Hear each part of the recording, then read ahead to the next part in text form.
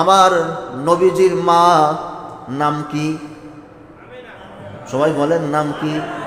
আরে এই নামগুলো মুখস্থ করেন না, কাজে লাগবে। আজকে তো আমরা মেয়ের নাম রাখি বল্টু, সেল্টু, এমুক তেমুক, আছে না নাই? হ্যাঁ, আমেনা নাম তো পুরানো হয়েছে।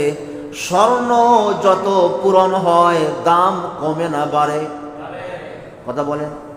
স্বর্ণ যত পুরানো হয় দাম কমে না বাড়ে? পুরান স্বর্ণের দাম বেশি, পুরান রূপার দাম বেশি, পুরাতন লোহার দাম বেশি, পুরান নামেরও দাম বেশি। বর্তমান আমরা সেন্টু, মেন্টু, গেন্টু, এই নামের কোনো দাম নাই। এই নামের ভিতরে কুসংস্কার আছে, এই নামের ভিতরে অপসংস্কৃতি আছে, এই নামের ভিতরে আবল তাবল বহুত কিছু আছে।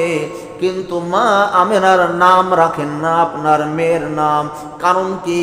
কিয়ামতের ময়দানে যদি আল্লাহ রব্বুল আলামিন নাই, এরকম কোনো রিওয়ায়াত নাই, কেউ এটা বলবেন না যে এটা হবে।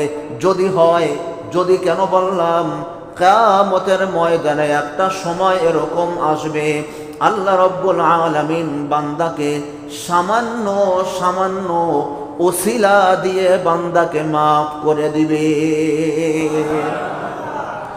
কিয়ামতের ময়দানে যখন আল্লাহ রব্বুল আলামিনের রহমত জোশে আসবে, হায় রে হায়, তখন যদি আমার আল্লাহ ঘোষণা দিয়ে ফেলে, আমার নবী যদি ঘোষণা দিয়ে ফেলে, ও দুনিয়ার মানুষ, আমার মার নাম ছিল আমেনা, এই আমেনার নামে কার কার নাম আছে সবাই এখানে আসো, ওই নামের ওসিলা করে সবাইকে মাফ করে দেওয়া হবে।